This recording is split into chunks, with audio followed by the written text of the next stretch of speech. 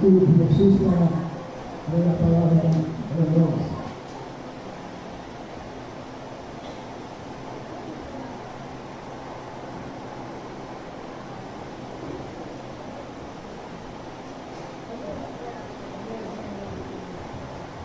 Boa noite, meus irmãos. Graças e paz, amém? Vamos ficar em pé? Vamos ficar em pé um instantezinho. Você pode fechar seus olhos por mais um instante, curvar a cabeça. Senhor nosso Deus, Pai Santo, Deus bendito, quando cumprindo a tua presença, Senhor, no teu povo, o Senhor traz a esse local, essa noite, Senhor, para, ó Deus, entoarmos louvor e adoração ao teu santo nome. Tu és digno, Senhor, e não há outro igual a ti, Pai. Dono de toda a santidade, de toda a graça, rico de misericórdia.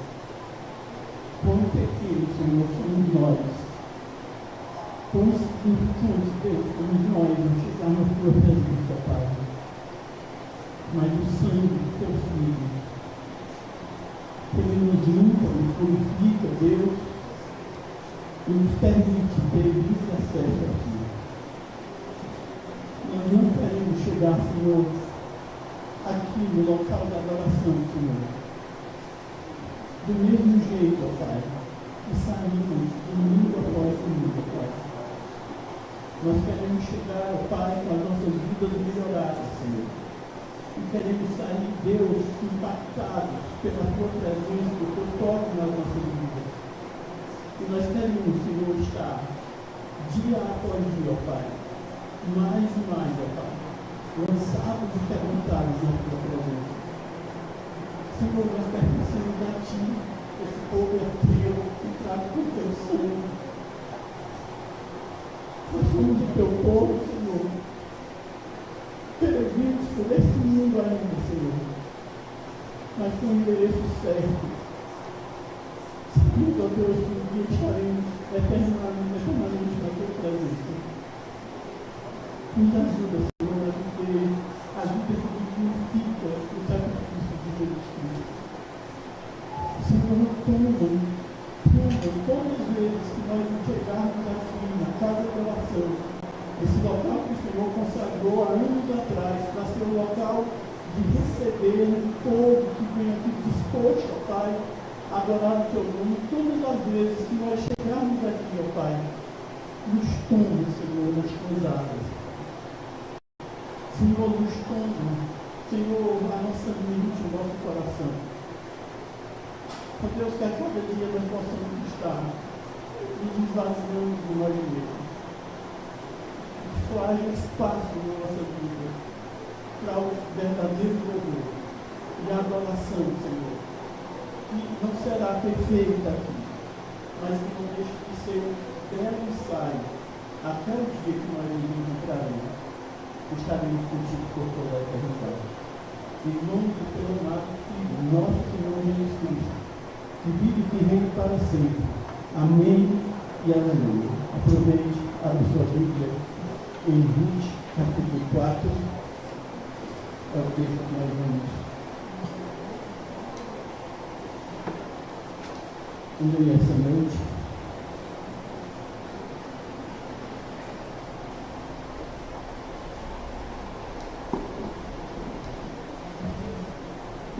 Ruth, capítulo 4. Eu vou ler na NVI.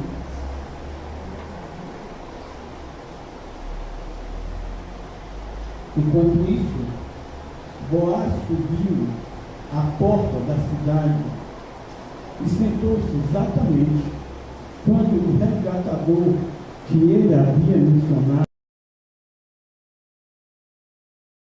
Boaz o chamou e disse: meu amigo, vem cá e sente-se. Ele foi e sentou-se. Boaz reuniu 10 líderes da cidade e disse: sentem-se aqui, e eles se sentaram. Depois disse ao resgatador, Noemi, que voltou de Moabe, está vendendo o pedaço de terra que pertence ao nosso irmão Elimelec. Pensei que devia apresentar a você o assunto na presença dos líderes do povo e sugeri a você que adquira o terreno. Se quiser resgatar esta propriedade, se não, diga-me, para que eu o saiba, pois ninguém tem esse direito a não ser você e depois eu. Eu a resgatarei, respondeu ele. Boaz, porém, lhe disse: no dia em que você adquirir as terras de Noemi e da Moabita Ruth, estará adquirindo também a viúva do falecido, para manter o nome dele em sua herança. Diante disso, o resgatador respondeu: nesse caso não poderei resgatá-lo, pois poria em risco a minha propriedade. Resgate-a você mesmo, eu não poderei fazer. Antigamente, em Israel, para que o resgate e a transferência de propriedade fossem válidos, a pessoa tiraria a sandália e dava ao outro. Assim, oficiavam os negócios em Israel. Quando, pois, o resgatador disse a Boaz: adquire você mesmo, tirou a sandália. Então Boaz anunciou aos líderes e a todo o povo ali presente: vocês hoje são testemunhas de que estou adquirindo de Noemi toda a propriedade de Elimelec, de Quilom e de Malom. Também estou adquirindo o direito de ter como mulher a Moabita Ruth, viúva de Malom, para manter o nome do falecido sobre a sua herança e para que o seu nome não desapareça do meio da sua família e dos registros da cidade. Vocês hoje são testemunhas disso. Os líderes e todos os que estavam na porta, confirmaram: somos testemunhas. Faça o Senhor com essa mulher que está entrando em sua família, como fez com Raquel e Lia, que juntas tornaram as tribos de Israel. Seja poderoso em Efrata e ganhe fama em Belém, e com os filhos que o Senhor conceder a você dessa jovem, seja a sua família como a de Pérez, que Tamar veio ajudar. Boaz casou-se com Ruth. Ela se tornou sua mulher. Boaz a possuiu e o Senhor concedeu que ela engravidasse dele e desse à luz um filho. As mulheres disseram a Noemi: louvado seja o Senhor, que hoje não te deixou sem resgatador. Que o seu nome seja celebrado em Israel. O menino dará a você nova vida, que lhe a sustentará na velhice, pois é filho da sua nora, que a ama e que é melhor do que 7 filhos para você. Noemi pôs o nome do menino Noemi pôs o menino no colo e passou a cuidar dele. As mulheres da vizinhança celebraram o seu nome e disseram: Noemi tem um filho, e lhe deram o nome de Obed. Este foi o pai de Jessé, pai de Davi. Esta é a história dos antepassados de Davi, desde Pérez. Pérez gerou Rezon gerou Rão gerou Aminadab. Aminadab gerou Nasson gerou Salmão gerou Boaz gerou Obed. Obed gerou Jessé e Jessé gerou Davi. Amém? Podem sentar, queridos.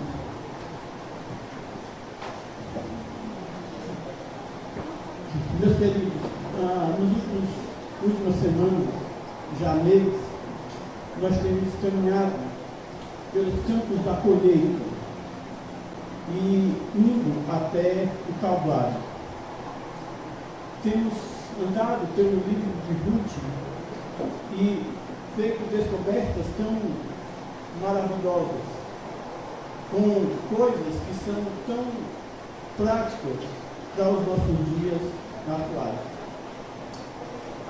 Não podemos nesse momento fazer uma recapitulação de tudo que já vimos até aqui, mas ao caminhar pelo capítulo 4, retomaremos algumas coisas para então darmos continuidade àquilo que o Senhor Deus tem a falar aos nossos corações. Bom, hoje é noite de casamento. Tem casamento aqui na igreja hoje à noite. E é uma história linda, como a gente vem acompanhando. O casamento é de Boaz e Ruth. E nós então estamos celebrando através dos registros dessa história. E nós queremos olhar e ver tudo que está em torno desse casamento, dessa união entre Boaz e Ruth. Mas antes de falar do casamento propriamente dito, é importante lembrar que nós estamos lendo uma história para aquele momento, naquela época, com os seus costumes, com as suas tradições, com o seu contexto. Nós estamos vendo uma história que poderia ser apenas uma história lida, dessas muitas que eu e você já pode ter lido em algum momento, que acabaram por se transformar em filmes, como Orgulho e Preconceito, né? Para quem já leu e assistiu, e tantas outras lindas histórias de amor que acabaram tornando-se filme. E elas são lindas e elas ficam na nossa memória, mas é só uma história da qual nós não podemos tirar muita coisa para nós mesmos, fora de se emocionar e chorar e ficar um pouquinho assim meio em êxtase, mas essa história não. O que ocorre há pelo menos 1000 anos antes do nascimento de Jesus tem uma influência hoje na minha vida e na sua vida. E não é absurdo dizer que talvez por causa dessa história, com todos os seus desdobramentos futuros, nós estamos aqui por causa dela. Nós somos a continuidade do desdobramento dessa linda história. E não é só uma história de amor entre um homem e uma mulher, mas é a história da nossa redenção. É a história do nosso Salvador. É a história do amor do noivo pela sua noiva, a Igreja de Jesus. Bom, eu acredito que todos que estão aqui sempre sentem uma grande alegria quando nós somos convidados a participar de um casamento. Não é verdade? A gente para o dia, e naquele dia da cerimônia, nós somos sempre levados a conhecer a história dos noivos. Agora, mais recente, o último casamento que eu participei foi o casamento do Enoque com a Dani.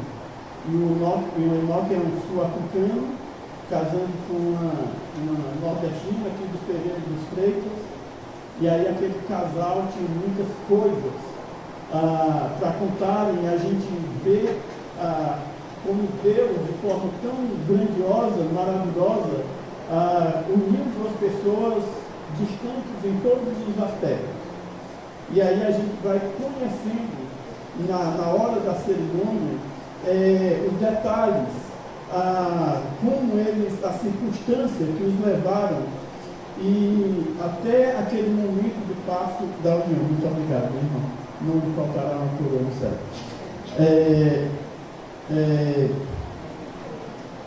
Até chegarem ali na cerimônia.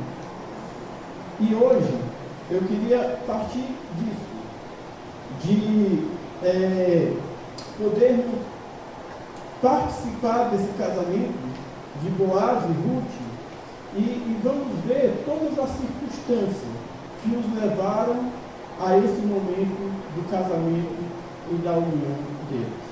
Eu sei que os irmãos, os que têm acompanhado a série, então tem muitas informações do capítulo 1, como nós começamos de uma maneira muito trágica, no capítulo 2, como há agora uma ponta de esperança, no capítulo 3, como nós encontramos agora um noivado de uma maneira tão linda e maravilhosa. E tudo aquilo que falamos e aplicamos durante essas mensagens. Mas, vamos conhecer os noivos. Vamos lembrar um pouquinho sobre quem são os noivos. Quais são as suas características, as suas marcas? E aí nós começamos a ver a figura de Boaz. Tudo que já sabemos. Mas nos vem aqui o caso de lembrar novamente desse personagem que é uma figura do próprio Cristo. Não perfeito, logicamente. Não é que Boaz era perfeito, mas que Boaz reunia no seu caráter marcas que apontavam para a pessoa de Jesus. E aí, quando Boaz entra na história, a partir do capítulo 2, nós vimos exatamente isso. Boaz era um homem de caráter e de integridade. Boaz, ele era conhecido e respeitado pelo seu povo. Boaz tinha, então, uma boa convivência. E nós encontramos ali, nos primeiros registros sobre Boaz, que ele era um homem de muitas posses, era um homem rico, e nós vimos a semelhança que há entre Boaz, um homem de muitas riquezas, com aquele que é o mais rico de todos, que é o Senhor Jesus. De como em Jesus nós desfrutamos de todas as riquezas do plano de Deus, as suas ricas misericórdias, a sua rica graça, e tudo aquilo que Deus tem e que nós podemos então desfrutar. Ruth, capítulo 2, versículo 1, nós não vamos folhear, mas vamos passear um pouco aqui, lembrando de alguns versículos do capítulo 2 e do capítulo 3 de Ruth. Boaz é um homem temente a Deus. Boaz é um homem temente a Deus. Você lembra que quando ele vai chegando de Belém, ele encontra os seus empregados, os seus funcionários, e você lembra como é a saudação entre eles? Deus faz parte do falar. Deus faz parte da comunicação. Boaz abençoa os seus encarregados. O que mostra que Boaz era um homem que vivia a sua vida com base no temor do Senhor. E o temor do Senhor é o princípio de toda a sabedoria. O temor do Senhor é o princípio de toda a sabedoria. Esse é o registro de Ruth, capítulo 2, versículo 4. Mas o que nós encontramos mais nesse noivo? Lá em Ruth 2:8. Vamos voltar um pouquinho, né? Porque a gente está tão perto, é só a gente olhar aqui um pouquinho. 2:8, vai acompanhando aí na sua Bíblia. A gente disse então Boaz a Ruth: ouça bem, minha filha, não vá colher noutra lavoura, nem se afaste daqui, fique com minhas servas. E isso mostra de Boaz, o noivo, um homem generoso e bondoso. Quando Ruth pede permissão aos funcionários de Boaz para poder respigar ali na colheita deles, Boaz se coloca com toda a generosidade e bondade, como nós encontramos. Uma coisa que nos chama a atenção, aqui no noivo, no Boaz, é o seu olhar de cuidado e de proteção. Vocês lembram que quando Boaz então chega, logo ele percebe que há alguém que não faz parte ali do grupo, da equipe. Quem é essa moça? E aí as pessoas relatam para ele sobre Ruth. Sabe o que é que isso fala no meu coração e alimenta a minha vida? É de que nós não estamos desapercebidos aos olhos do nosso Senhor. É que nós não estamos alheio à sua atenção. Os olhos do nosso Deus estão sobre nós. Estão constantemente sobre nós. Nos alcança, nos enxerga e nos vê em todos os momentos da nossa vida. Boaz tem a percepção, a atenção, ele é generoso e ele é bondoso. Aí no versículo 9, no capítulo 2, disse então Boaz a Ruth: ouça bem, minha filha, não vá colher noutra lavoura, nem se afaste daqui, fique com minhas servas. O noivo é o quê? Um protetor justo. Boaz, ele é protetor.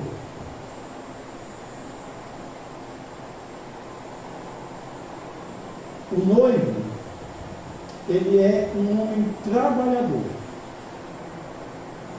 e diligente. Tem equipe, tem funcionários, tem pessoas à sua disposição, mas nós vamos encontrar Boaz também com a mão no arado, com a mão na massa, com a mão na semente, com a mão na terra.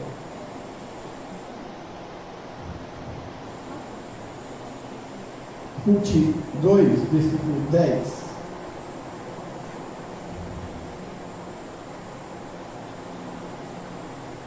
Ela inclinou-se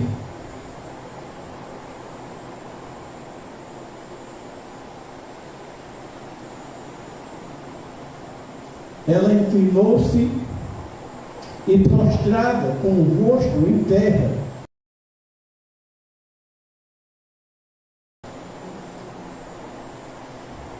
porque achei favor aos seus olhos, ao ponto de o Senhor se importar comigo, uma estrangeira. Boaz respondeu: contaram-me tudo o que você tem feito por sua sogra, depois que você perdeu seu marido, e como deixou seu pai, sua mãe, sua terra natal, para viver com um povo que você não conhecia bem. O noivo é humilde e acessível. Boaz é um homem de posses de riquezas, um homem diligente no trabalho, mas ele não é uma pessoa orgulhosa. Ele convive no meio do seu povo e ele é acessível. Ruth pôde lançar-se aos seus pés e clamar com o seu espanto de como uma pessoa que não merecia nada, não merecia nenhum tipo de atenção, recebe toda a atenção, proteção, cuidado da pessoa de Boaz. Boaz é humilde e acessível. Me diga, pense no amado da nossa alma, se ele não é o mais humilde, e se ele não é o mais acessível. Pense no amado da nossa alma, que deixou toda a sua glória, que deixou o seu trono de majestade. O Deus Criador de todas as coisas veio e se fez um como nós e viveu como nós a vida comum dos homens.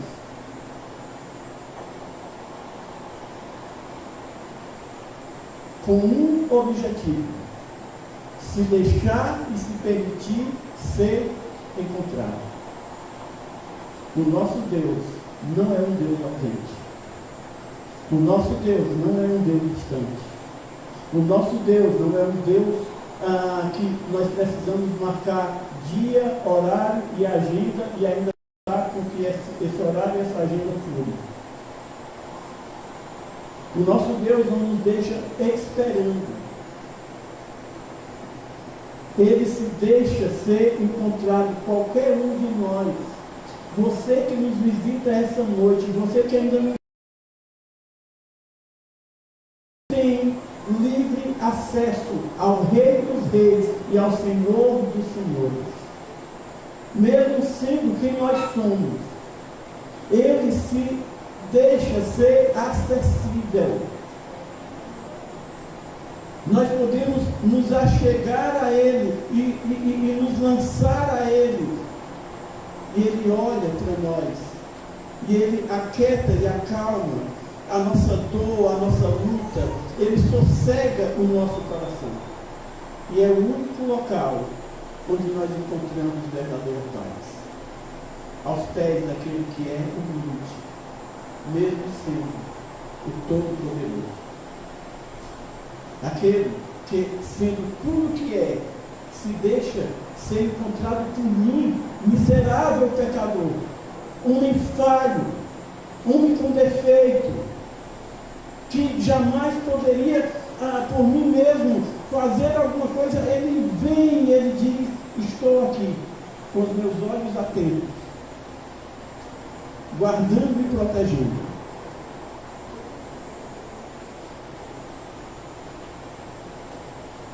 Boaz, o noivo, é o redentor responsável.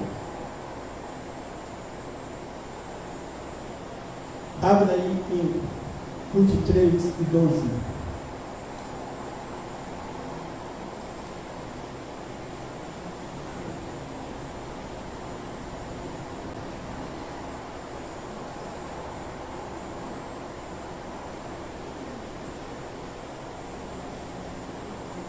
É verdade que sou resgatador, mas há outro que é parente mais próximo do que eu. Ele é um resgatador, mas ele tem no seu caráter o peso do compromisso com a verdade, com a justiça e com a responsabilidade. Ruth faz aquele plano bem elaborado por Noemi, de então ir aos pés de Boaz e então pedir para que ele a cubra com a sua capa, o que sugeria um pedido de casamento. Inclusive, aqui vale a pena relembrar e ressaltar o caráter de um homem em relação a uma mulher. Boaz diz: saia aqui na madrugada, para que ninguém a veja. Boaz continua cuidando de Ruth, no sentido de que ela não seja difamada. Ele diz: eu sou de fato um resgatador. mas existe um resgatador antes de mim. Ele tem direito sobre isso. Eu farei tudo o que precisar fazer. Mas primeiro ele tem que ser consultado. Uma outra coisa que nos chama a atenção aqui no caráter do noivo, e como ele se alinha com Cristo, e nós veremos nos aprofundando no capítulo 4, é a sua condição de cumpridor da lei. Cristo cumpriu a lei por nós, porque eu e você nunca poderíamos cumprir e através dela sermos salvos. Mas o nosso Redentor, ele cumpriu toda a lei, satisfez todos os requisitos, satisfez tudo aquilo que Deus cobrava do homem, sendo então cumpridor real da lei, tornou-se o nosso verdadeiro Redentor. Coloque os seus olhos aí no versículo 13 do capítulo 4 de Ruth.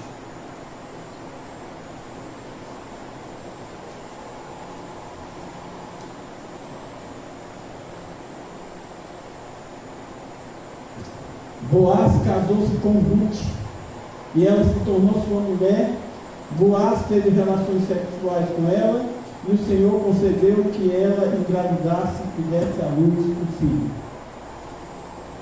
Boaz, ele tem um verdadeiro amor verdadeiro,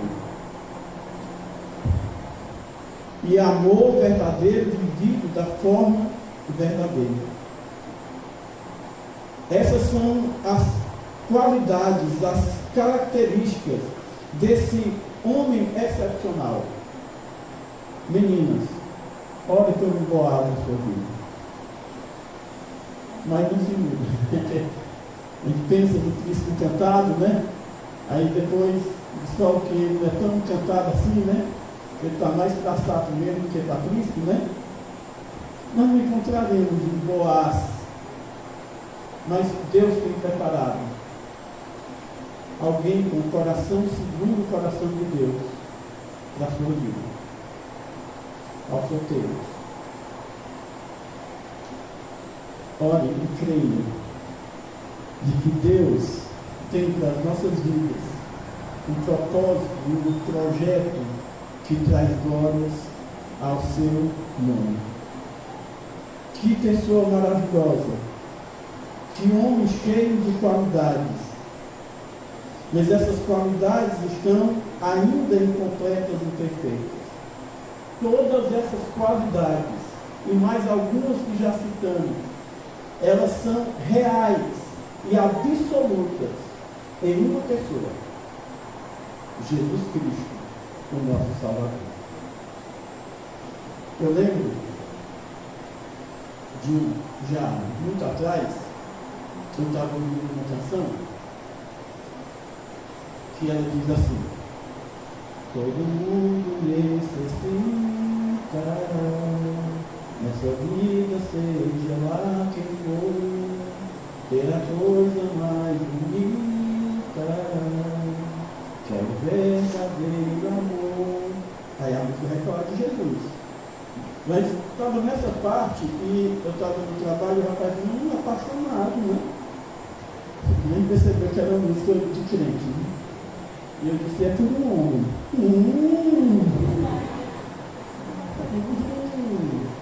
Sei não. E ele é o mais lindo de todos. Diz, ele já está exagerando de novo.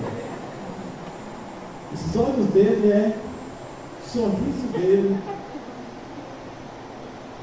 E aí eu pude dizer que era pelo meu Senhor Jesus.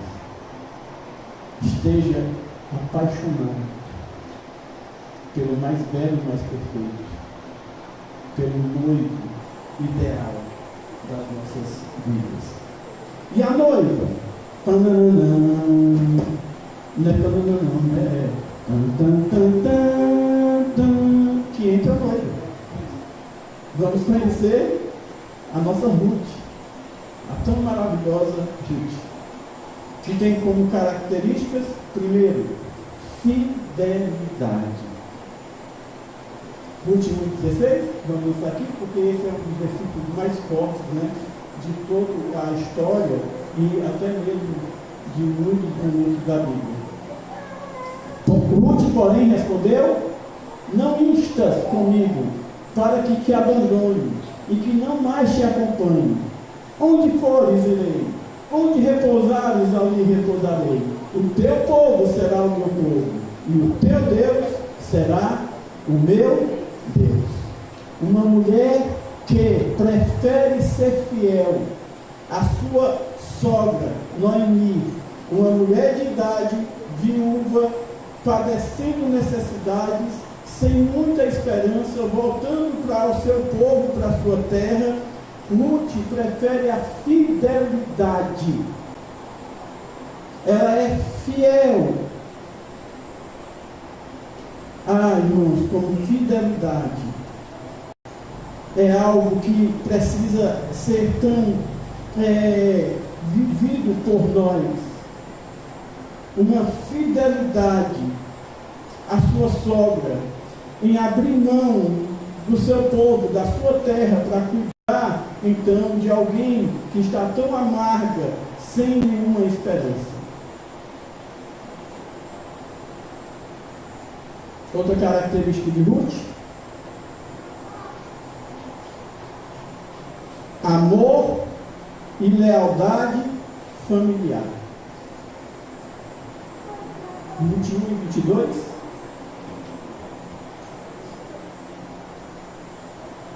De mãos cheias eu parti, mas de mãos vazias o Senhor me trouxe de volta, porque me chamam de Noemi. O Senhor pôs contra mim, Todo-Poderoso me trouxe a desgraça.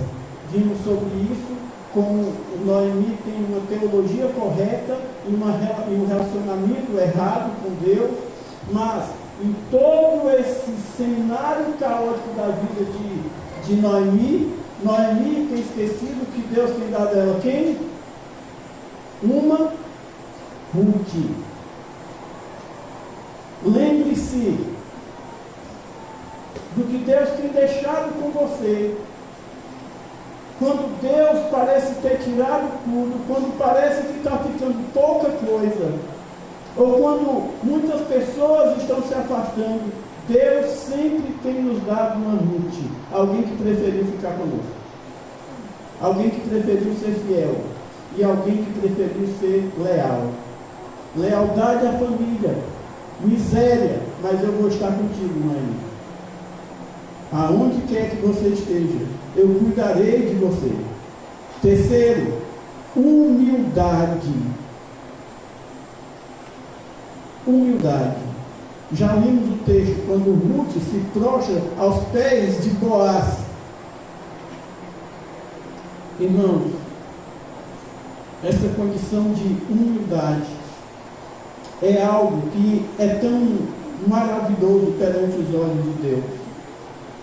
Quando não somos altivos, não temos a ideia de nós mesmos, quando nós simplesmente reconhecemos o favor, quando nós reconhecemos que não merecemos, quando nós reconhecemos que estamos sendo agraciados, e nós temos um espírito humilde, quebrantado.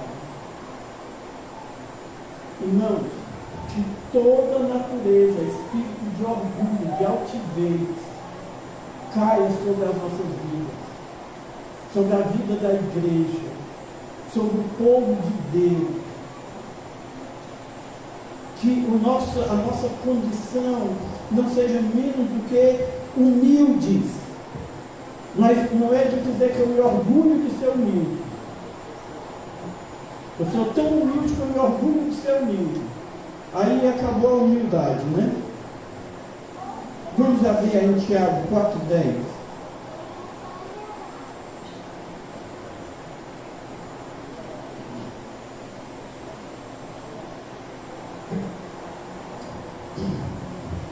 Humilhem-se diante do Senhor, e Ele os exaltará.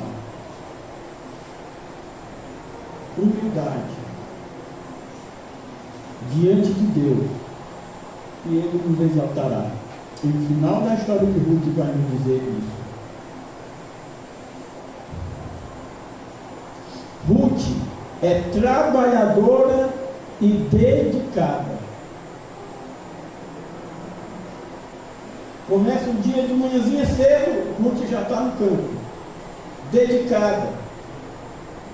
Vem com um saco de 60 quilos nos ombros. O Boaz também, quando manda a Ruth voltar para casa com a Luísa, está com o saco nas costas da miserável. Vai que embora, Ruth. Lá vai a bichinha reclamando, não sei como é que ela chegou em casa naquele dia, não. Só muita fé mesmo e alegria. Mas a bichinha era trabalhadora e obediente. É a que é chamada na Bíblia de mulher virtuosa.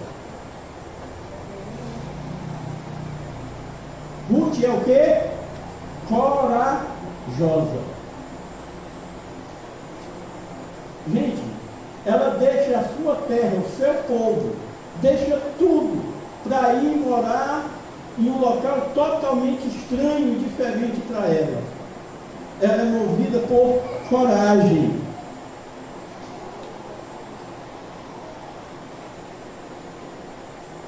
Vamos lá no 2:10 novamente, porque tem outra verdade lá, que é importantíssima aqui. Imagina Deus.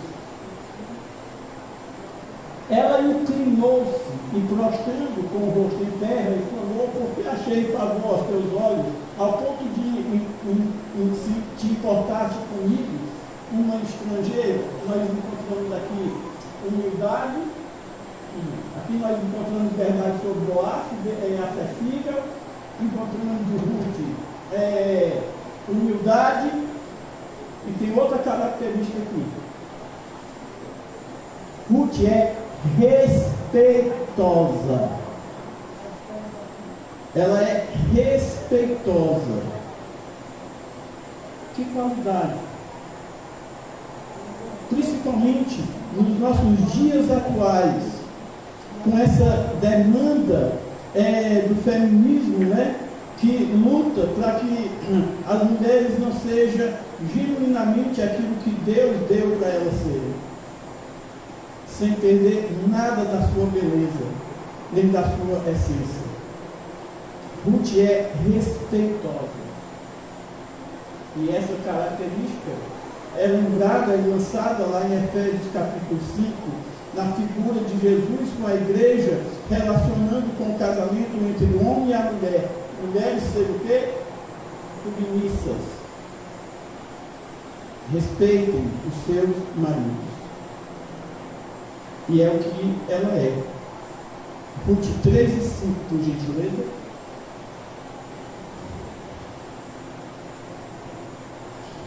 Ruth respondeu: farei tudo o que me disseres. Para quem ela está dizendo isso? Para quem? Para Noemi. Isso aqui é o que, meus irmãos? Obediência e submissão. Ela é obediente ao que Noemi está lhe dizendo e ao mesmo tempo ela se submete. Até porque uma coisa está ligada à outra. Obediência e submissão são duas coisas que andam de mão dada. Você não obedece sem se submeter. Se você obedecer sem se submeter, você está obedecendo com o coração amado à rebeldia. Vocês lembram, né? Do meninozinho que na hora do almoço está em pé na cadeira e o pai diz: meu filho, sente. E o meninozinho fica em pé na cadeira e diz: meu filho, sente. E o bichinho pega e se levanta na cadeira: meu filho, eu vou falar pela última vez, sente. E aí o menino senta, respira e diz: eu estou sentado, mas na mente eu estou em pé. É uma obediência como dispositivo para a rebeldia. Quantas pessoas obedecem, mas o coração está voltado à insubmissão. Eu não me submeto. Eu posso até obedecer, mas submeter não. Ela obedece e é submissa. E, por último, ela é uma mulher de fé. Porque tudo que ela vai fazer para lançar a proposta do seu noivado a Boaz é movido por fé, como nós então já vimos. Que mulher maravilhosa! Rapazes, meninos solteiros, como é que está a sua oração? Ore por uma Ruth na sua vida. Ô Senhor, coloque mais na estela. Ela não vai chegar assim. Ela não vai chegar assim. Mas é muito provável que Deus tenha uma Ruth para a sua vida. Uma mulher que ame, que tema Deus, que se volte para Deus. Com essas características apontadas na pessoa do Senhor Jesus Cristo. Vamos lá? Conhecemos o noivo, a noiva, estamos maravilhados com eles, sabemos que eles são um protótipo, são figuras, o noivo da pessoa de Jesus e a noiva da pessoa linda e maravilhosa da igreja, como nós já vimos no capítulo 3. Mas, quais são as circunstâncias desse casamento? Então, vamos entender aqui um pouquinho do significado do resgate. Elas estão viúvas, há uma lei em Israel para que haja o resgatador, para que a família, o nome do falecido, não seja então esquecido em Israel. Deixa eu só, eu não quero perder muito tempo nessas coisas aqui que é mais complexo. Entenda que, vamos lá, as 12 tribos, aí vamos pegar a mesma de Judá, que a gente. Então, na tribo de Judá, morria lá o Joaquim. Então, quem tinha direito de comprar as propriedades era alguém da própria tribo, para que não incorresse no risco e no perigo de as outras tribos virem comprando os bens de alguém de uma tribo e essa tribo depois vinha a desaparecer. Então a ideia era que fosse sempre alguém próximo, um irmão, era o mais próximo. Por isso que tem aqui o tratado do cunhado e tudo mais, para que não saísse da mesma linhagem, porque senão correria o risco de lá na frente não existir mais nada de propriedade de uma determinada tribo. Então havia ali todo um procedimento, inclusive com outras coisas. Por exemplo, uma pessoa pobre vendia a sua propriedade para um resgatador, um parente mais próximo, mas haveria um tempo que, se essa pessoa conseguisse o dinheiro, conseguisse novamente os recursos, ela poderia ter de volta a sua terra. Era uma forma de assegurar e proteger, por isso não poderia ir para a mão de estranhos, nem mesmo ali entre as tribos, tinha que ficar na mesma tribo. Beleza. Escute isso aí. Resgate no contexto bíblico. Pagar um preço para libertar ou recuperar algo ou alguém que está preso, perdido ou sob condenação. Eu vou dizer aqui um nome aqui, mas não sei, eu não estou sabendo, eu não sei nem português direito. Eu vou dizer aqui que é no hebraico, aí você não fica empolgado. O nosso pastor está falando, lembra? Você quer que a gente veja os comentários? O hebraico para essa palavra é Gaal. Gaal. Sempre assim se preocupar se você saber o hebraico, não lembrar, tanto é que Deus nos deu uma Bíblia em português para não saber português.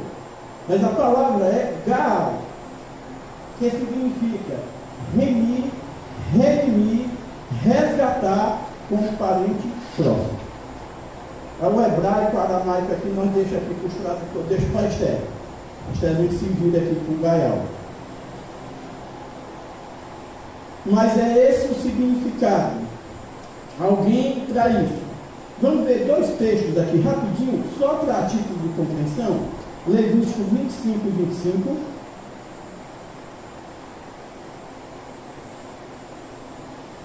Se alguém do seu povo empobrecer e vender parte da sua propriedade, o parente mais próximo dele virá e resgatará aquilo que o seu parente vendeu. A igreja está entendendo o processo, a circunstância, como é que acontece aqui a situação do Boaz e da Ruth, é porque a Noemi está nessa condição, né? Ficou viúva, tem um pedacinho lá de terra, mas está na miséria. Então, Levíticos 25 e 25, para nós entender o contexto lá de Ruth, certo? Deuteronômio 25, 5 a 10. Esse é mais comprido, mas a título de maior entendimento, né? Se dois irmãos morrerem juntos, um deles morrer sem deixar filhos, morarem, né? Se dois irmãos morarem juntos e um deles morrer sem deixar filho, a sua viúva não se casará com alguém de fora da família. O irmão do marido se casará com ela e cumprirá com ela o dever de levará o nome do irmão falecido para que o seu nome não seja apagado de Israel. Então, até aqui. Até aqui já dá a compreensão que nós queremos. Para os irmãos entenderem e acompanharem aí o contexto.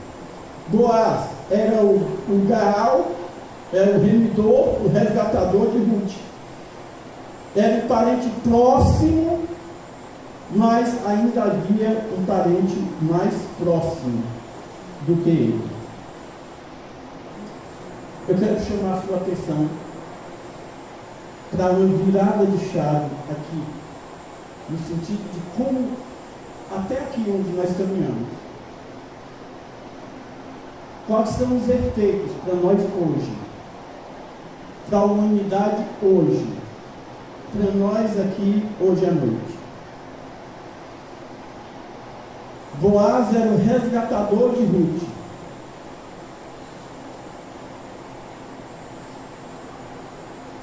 E eu e você temos um resgatador espiritual. Um resgate em Cristo. Por quê? Porque o homem se encontra perdido no pecado. Romanos 3, 23. Vamos colocar aqui ou a gente consegue dizer? Coloca aqui. Romanos 3, 23. No 3. Pois todos pecaram e estão destituídos da glória de Deus. Todos pecaram. Eu e você. Toda a humanidade se encontra nessa condição espiritual de miséria, de pobreza, porque nós estamos separados, destituídos, distante do relacionamento com Deus. João 8, 34.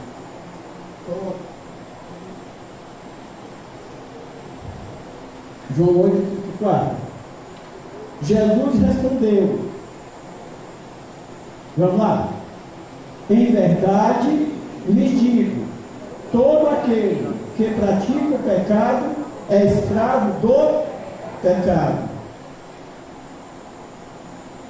Nós estamos perdidos no pecado e nós somos escravos do pecado, escravos de Satanás, segundo João 8,34. Em Romanos 6, 23.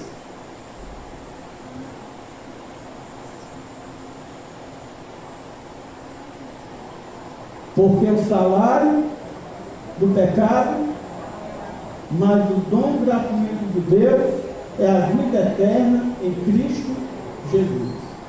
Essa é a condição de toda a humanidade. E nós, espiritualmente, precisamos de um resgate. E o único que é aquele que pode ser o nosso resgatador, como Boaz poderia ser o resgatador de Ruth, é a pessoa bendita de Jesus. Primeiro, ele é o nosso parente mais próximo. o nosso Redentor. Dois textos, João 1:14 e Hebreus 2:17.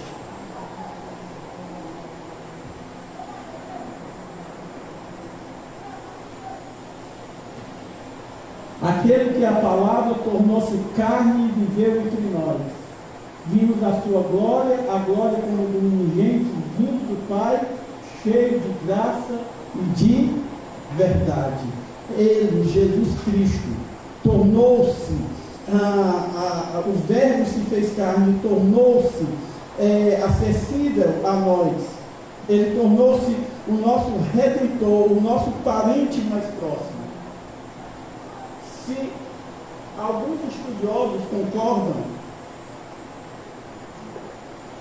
e isso é só uma questão mesmo de que Adão seria o primeiro resgatador. A exemplo desse homem que aparece no capítulo 4. E Jesus, o segundo Adão, prefigurado na figura de Boaz, é o nosso verdadeiro resgatador. Hebreus 2:17.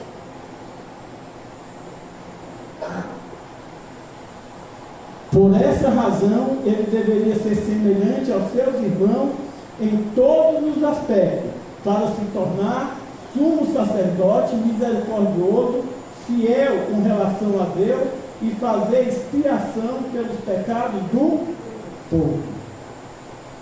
Ele é o nosso Redentor. Ele é o nosso resgatador. No capítulo 4, nós vemos que vai ser pago um preço.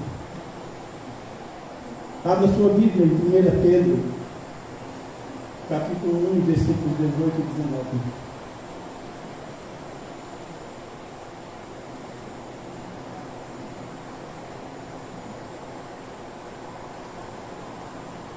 Pois sabem que não foi por meio de coisas perecíveis, como prata ou ouro, que vocês foram redimidos da sua maneira vazia de viver, transmitida por seus antepassados, mas pelo precioso sangue de Cristo, como de um cordeiro sem mancha e sem mácula. Nós fomos comprados por preço. O nosso Redentor, aquele que é o que nos redime, pagou o preço por nós. E o preço pago é um preço incomparável. As coisas mais preciosas desse mundo não podem fazer o efeito que faz o sangue de Jesus sobre a vida daqueles que se deixam então ser encontrados por Ele.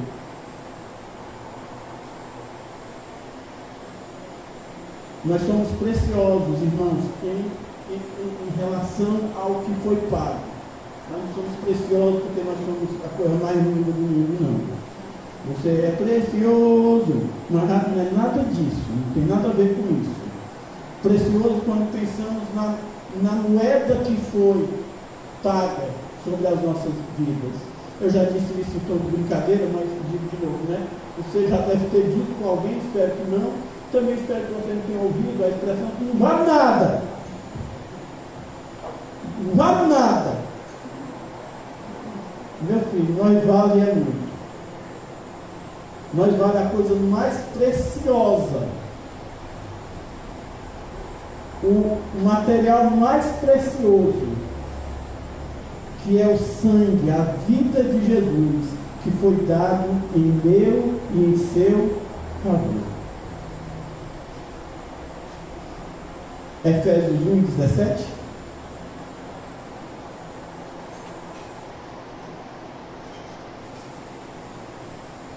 Peço que o Deus do nosso Senhor Jesus Cristo, o glorioso Pai, dê a vocês espírito de sabedoria e de revelação por meio, eu acho que eu li no texto, Efésios 1:7, por favor. Nele temos a redenção por meio do seu sangue, o perdão das transgressões, de acordo com as riquezas da sua graça. É muito lindo esse versículo, não é não, meus irmãos? É muito lindo esse versículo. Nele nós temos a redenção. Nós estávamos condenados, perdidos, escravizados, mas pelo seu sangue nós recebemos o perdão das nossas transgressões, nós transgredimos a Deus, de acordo com as riquezas, porque Ele é o mais rico, da sua graça.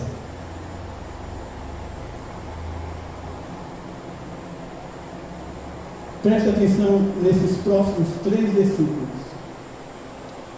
para nós não termos dúvida do nosso Redentor e do nosso Resgatador. Mateus 20 e 28.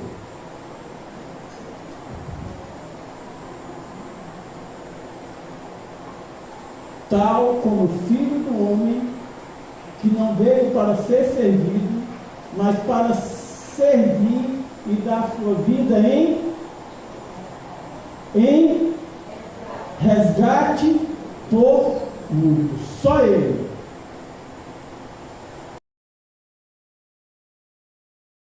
Primeira Timóteo 2 e 6.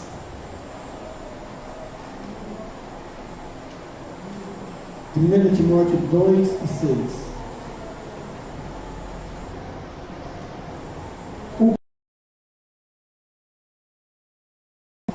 Vamos lá? O qual entregou a si mesmo como resgate por todos.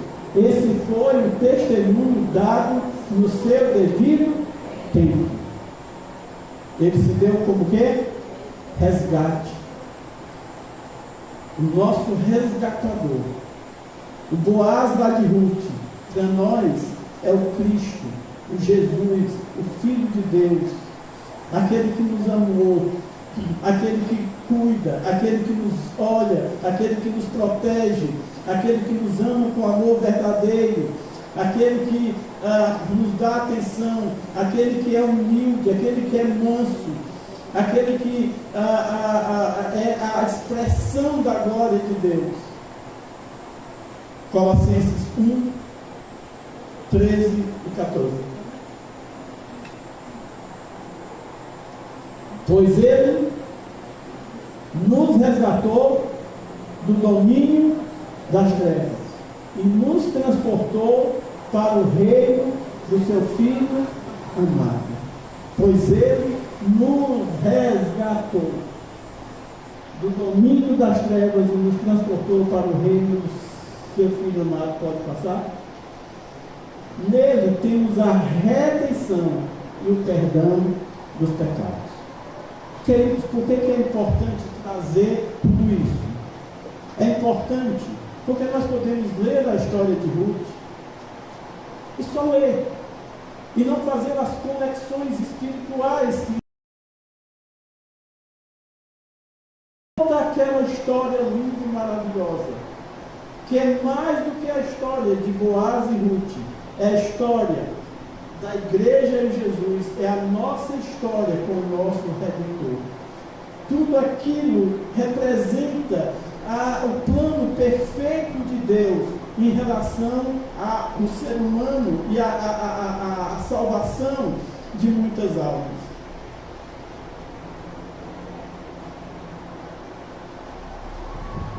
Temos um noivo perfeito. A igreja de Cristo é uma noiva perfeita, não a igreja local, mas a igreja de todos os santos, de todos os tempos, que é uma noiva perfeita, e nós entendemos o nosso resgate, a nossa condição, como Ruth e Noemi se encontravam e precisavam urgentemente de um resgatador. E só Jesus é o nosso resgatador. Você sabe que o judeu ele não era de um dia ou de algumas horas, como é o nosso costume, né? O casamento durava até 7 dias, né? Por isso o vinho acabou e Jesus foi transformado em vinho. As festas eram prolongadas. E você veio para a primeira parte do casamento, não para o casamento todo. O restante do casamento continua nas próximas semanas. Nós conhecemos o noivo, a noiva e as circunstâncias em volta desse casamento. Mas o que nós ainda temos de nos alegrar com o capítulo 4 são coisas grandiosas e maravilhosas. Eu queria lhe convidar essa noite entendendo essa condição de que Jesus é aquele que nos liberta, aquele que nos salva, aquele que nos tira da condição de dificuldade, de luta, de dor, de tristeza, de angústia e amargura. E com a sua salvação, ele nos coloca num lugar de paz, de tranquilidade, ele sara, ele nos cura, ele preenche todas as nossas necessidades. Tudo o que uma pessoa precisa nessa vida é de um relacionamento com Jesus perfeito, com Jesus que nos salvou, com Jesus que se apresenta, se deixa ser encontrado, para que nós nos prostremos diante dele e reconhecemos a sua grandeza. Eu queria que você baixasse sua cabeça por um instante, fechasse os seus olhos, e talvez essa noite você entenda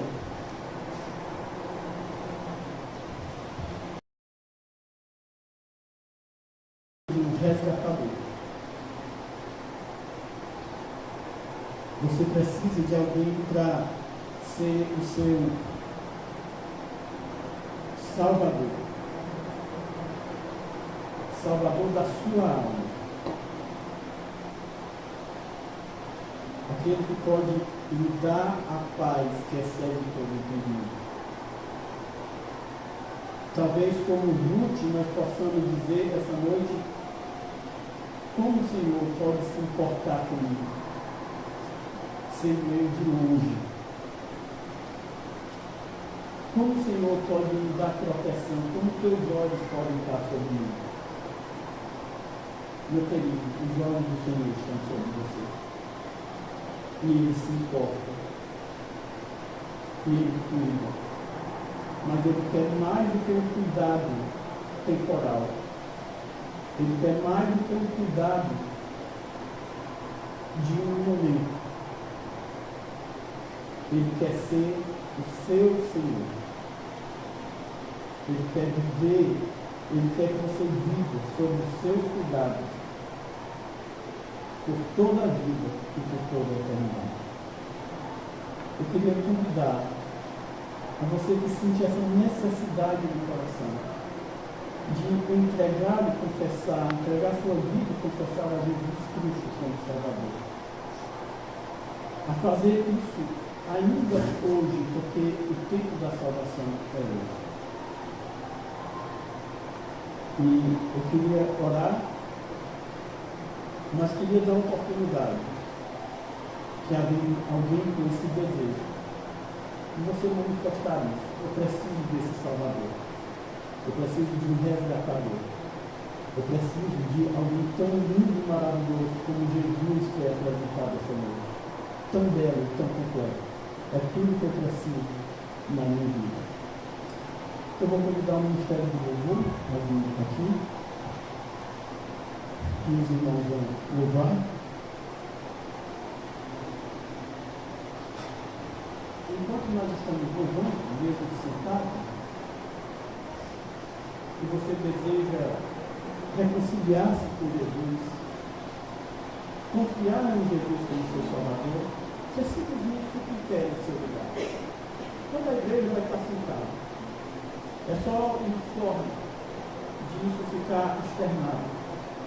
Como eu queria que declarar isso, eu não tenho palavras, mas o meu coração está tomado de Jesus. E eu quero adorar a Ele e ser resgatado e liberto por Ele. Em seguida, nós vamos para a palavra.